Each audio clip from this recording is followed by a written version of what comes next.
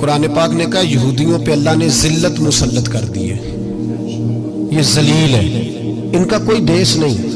یہ جہاں انہوں نے قبضہ کیا ہوا نا فلسطین میں، یہ قبضے کی جگہ ہے، اور ایک مٹھی بھر ملک ہے، شاید 60-70 لاکھ آبادی ہو اسرائیل کی۔ اگر امریکہ اس کی مدد نہ کرے تو اسرائیل قائم نہیں رہ سکتا، اور اس کے گرد 12-14 اسلامی ملک ہیں۔ جتنی اسرائیل کی کل آبادی ہے اتنے مصر کی صرف فوج ہی فوج ہے۔ اتنا چھوٹا ملک اور مسلمانوں کو للکارتا ہے۔ مجبوری یہ ہے کہ ہم جب امریکہ کے بارے میں بات کرتے تھے تو لوگ کہتے تھے مولانا وہ جو آپ کی گاڑی کا ٹائر پنکچر ہوا ہے وہ بھی امریکہ نے کرایا ہے، مذاق کرتے تھے۔ مجھے کچھ لوگ پچھلے دنوں کہنے لگے صاحب جی آپ ایسے ہی باتیں کرتے ہیں، امریکہ کا تو ہم سے پیار ہے۔ تو میں نے کہا بالکل ہے، اس طرح کا جس طرح کا بکرے کا کسائی کے ساتھ ہوتا ہے اور کسائی کا بکرے کے ساتھ ہوتا ہے، اسے چارہ بھی دیتا ہے، پانی بھی دیتا ہے، تعاون بھی کرتا ہے، لیکن جب وقت آتا ہے تو چھری بھی پھیرتا ہے۔ یہی پیار امریکہ کا آپ کے ساتھ، وہ زلزلوں پہ تعاون بھی کرتے ہیں اور جب وقت آتا ہے تو چھری بھی پھیرتے ہیں۔ بیت المقدس مسجد اقصی معمولی جگہ نہیں، حضور نے فرمایا 3 سفر کرو تو سمجھنا ہم عبادت کر رہے ہیں۔ کون کون سے؟ فرمایا اگر بیت اللہ جاؤ تو عبادت سمجھ کے جانا، مسجد نبوی کی طرف جاؤ تو عبادت ہے، اور مسجد اقصی کی طرف جاؤ تو یہ بھی عبادت ہے۔ اور فرمایا مسجد اقصی میں جس نے ایک نماز پڑھی اسے 25,000 نمازوں کا ثواب ملے گا۔ اور میرے رسول پاک نے یہ وہ مسجد ہے جس کے ساتھ معراج شریف جڑا ہوا ہے۔ قرآن پاک نے کہا کہ اس مسجد میں سبحان الذی اسری بعبدہ لیلا من المسجد الحرام الی المسجد الاقصی۔ مسلمانوں قرآن کہتا ہے کہ تمہارے معراج کی شان رسول پاک کی مسجد اقصی سے جڑی ہے۔ جس محبوب کو رب معراج کرائے تو مسجد اقصی میں لا کے کرائے۔ وہ جگہ معمولی جگہ ہے، وہ معمولی جگہ ہے مسجد اقصی۔ نبی پاک نے وہاں نبیوں کی امامت کرائی، 17 مہینے اس مسجد کی طرف منہ کر کے تیرے اور میرے رسول نے نمازیں پڑھی۔ چھوٹی جگہ ہے اور پوری دنیا کا مسلمان اسے چاہیے شرم سے گڑ جائے۔ ایک امریکہ کا صدر بول کے کہتا ہے کہ اسرائیل کو اجازت ہے اسے دارالحکومت بنائے، اور مسلمان حکمران بیان دے رہے ہیں ظالموں لٹیرو، تم اپنی سیاستیں چمکانے کے لیے پہلے ایک دوسرے کو گالیاں دیتے ہو، پھر اکٹھے بیٹھ جاتے ہو نمبرنگ کرنے کے لیے۔ تم دین کے اس مسئلے میں سارے اکٹھے کیوں نہیں بیٹھے؟ سارے پاکستان کے سیاستدانوں کو، علماء اور مشائخ کو چاہیے تھا ایک پیٹ پہ اکٹھے ہوتے، اکٹھے بیٹھ کے ایک بیان ہی دے دیتے، ایک بات ہی کر دیتے۔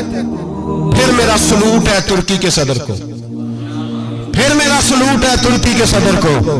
اس نے بہت عرصہ پہلے کہا تھا مسجد اقصی میری خواب میں آئی تھی اور رو کے کہتی تھی آئے مجھے کوئی صلاح الدین ایوبی کا ماننے والا، کوئی آئے مجھے بچائے۔ کہتے میری خواب میں آئی تھی اور روتی تھی، کہتی تھی کوئی آئے۔ اور ایک شاعر نے کہا مسجد اقصی نبی پاک کو بھی بلاتی ہے، کہتی ہے ایک بار پھر طیبہ فلسطین میں آ، راستہ دیکھتی ہے پھر مسجد اقصی تیرا، ایک بار پھر سے طیبہ سے فلسطین میں آ، راستہ دیکھتی ہے پھر مسجد اقصی تیرا۔ کوئی بولا ہے نہیں اتنا مقدس مقام، چھوٹے چھوٹے بیانوں کہیں اکٹھے ہو جاؤ، میں بتاتا ہوں تمہیں مسئلے کا حل کیا ہے، میں بتاتا ہوں۔ 2 کام کرو، ایک کام وہ کرو جو حضرت سلمان فارسی نے کیا تھا، سنو حل سنو مسئلے کا۔ میں چھوٹا آدمی ہوں پر حل سنو مسئلے کا۔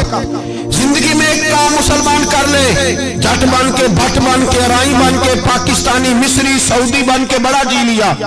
ایک کام وہ کرے جو حضرت سلمان نے کیا تھا۔ جب ایک کافر نے پوچھا آپ کا نام کیا ہے تو فرمایا میرا نام اسلام ہے۔ بولیے سارے میرا نام ہے۔ کہا تمہارے باپ کا نام؟ فرمایا اسلام۔ دادا کا نام؟ کہا اسلام۔ پردادا کا نام؟ بازو تیرا توحید کی قوت سے قوی ہے، اسلام تیرا دیس ہے تو مصطفی ہے۔ ایک کام وہ کرو جو حضرت سلمان نے کیا تھا۔ کافر جب پوچھے تو کہو ہم سارے اسلام ہیں، ہم سارے کیا ہیں؟ ہم پہلے مسلمان ہیں، باقی بعد میں کچھ اور چیز۔ دوسرا کام وہ کرو جو حضرت امیر معاویہ نے کیا تھا۔ سن لو یہ حال ہے اس مسئلے کا، سنو۔ حضرت مولا علی شیر خدا رضی اللہ تعالیٰ عنہ اور جناب امیر معاویہ کی جنگ ہو رہی تھی، لڑائیاں ہو رہی تھی، اختلافات تھے، فوجیں بیٹھی تھی۔ حضرت مولا علی اور جناب امیر معاویہ کی جنگ ہو رہی تھی تو روم کے بادشاہ نے، عیسائی بادشاہ نے حضرت علی کو خط لکھا کہ میں تیرے اوپر حملہ کرنے والا ہوں. خط لکھا نا حضرت علی کو، تو جواب حضرت امیر معاویہ نے دیا.